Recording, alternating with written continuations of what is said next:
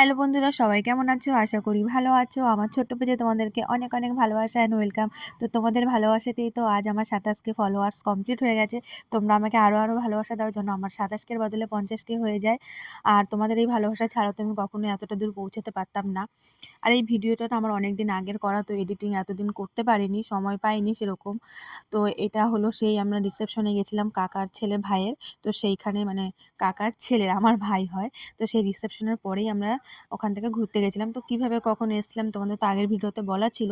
তো আমরা 26শে জানুয়ারির দিন তো আমরা ভেবেছিলাম যে ট্রেন হয়তো ফাঁকা থাকবে, তো এখান থেকে আমরা করেছি পলাশীর দিকে, আমার পিসির বাড়ি ওখানে আমরা চলে গেছি। যে ওখান থেকে ঘোরাঘুরি করে ওখান থেকে পলাশী স্টেশনে যাব, সেখান থেকে আমরা ট্রেনে করে আমরা বাড়ি চলে আসবো। সেই প্ল্যানিং করেই আমরা গেছি 26শে জানুয়ারি, যেহেতু ভেবেছি হয়তো ফাঁকা থাকবে। তো আমরা গিয়ে দেখছি মানে পলাশী স্টেশন, ওর পাশেই নাকি কোথাও একটা পলাশীর যুদ্ধ হয়েছে। তো আমরা কোনোদিনও সেরকমভাবে যাইনি বা দেখা হয়নি, সেরকমভাবে তো টাইমিংটা নিয়েও যাইনি।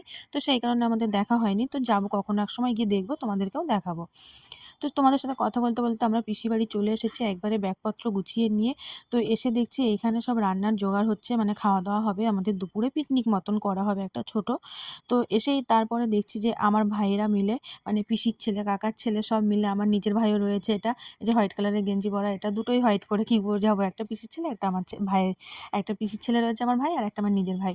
তো এরা মিলে এখন আলু ভাজা করছে, যেহেতু এগুলো সকাল থেকে কিচ্ছু খাওয়া দাওয়া করেনি, এখন নাকি মুড়ি খাবে তোমার আলু ভাজা দিয়ে। যা হোক যেটা করছে করুক। এরা রান্নাবান্না করার পরে আমিও আবার একটু রান্নাবান্না করে নেব, মাংসের আলুটা ভাজবো, নাহলে পুড়ে পুড়ে যাবে। তো দেখলাম পিসি কড়াইতে আলুটা ছেড়ে দিয়ে মাংসটা ধুতে গেছে। তো দেখছি তো আলুটা পুড়ে যাবে, তো আমি ভাবলাম না একটু নাড়ানাড়ি করে দিই, নাহলে তো পুড়ে যাবে। আর কাঠের আগুনে রান্নাটা করতে একটু বেশ ভালো লাগছে, যেহেতু কোনোদিনও করিনি, নতুন একটা জিনিস করতে গেলে বেশ ভালোই লাগে। তো এখানে আবার আমরা করবো একটু গ্রাম, মানে গ্রামটা ঘুরতে বেরাবো, তো পাশেই রয়েছে একদম নদী একটা, তো তোমাদেরকে দেখাবো, তো চলো।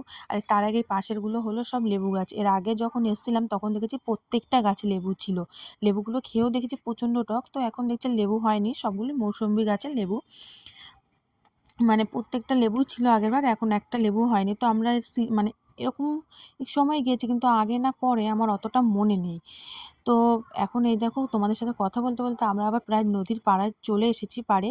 তো নদীর পাড়ের আগে এবার দেখছি একটা মানে একটা ভেবেছিলাম এটা হয়তো একটা ধান গাছ বা কিছু হতে পারে, না আমার ভাই বললো যে না এটা ধান না, এটা গম গাছ। আর কৌশিক দেখো কীভাবে উল্টোভাবে হাঁটছে, আর ও তো এখানে এসে থেকেই পাগল হয়ে গেছে, ও বাড়ি থেকেই বলে এসেছে মুরগির বাচ্চা হাঁসের বাচ্চা এগুলো নিয়ে ও ব্যাগে করে যাবে।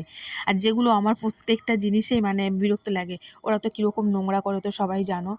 আর আমি নিচে নেমে দেখছি প্রত্যেকটা গম গাছে দেখছি শীষ বেরিয়েছে, প্রত্যেকটা শীষ বেরিয়েছে, এত সুন্দর। তো সরস্বতী পুজোটা যদি একটু আগেই থাকতো না, আমি কিছুটা শীষ নিয়ে চলে আসতাম।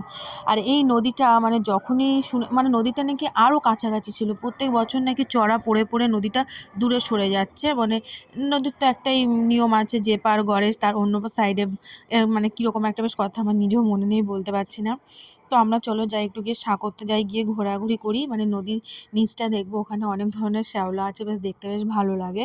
আর কৌশিক তো বলছে আমায় ছেড়ে দাও, কি করে ছাড়ি তোমরা বলো, এখানে তো কোনো ঘেরা টাইপের কিছু নেই, যদি পড়ে যায় কে নামবে জলের মধ্যে। আর আমরা যখন গেছি তখন তো প্রচুর প্রচুর পরিমাণে ঠান্ডা।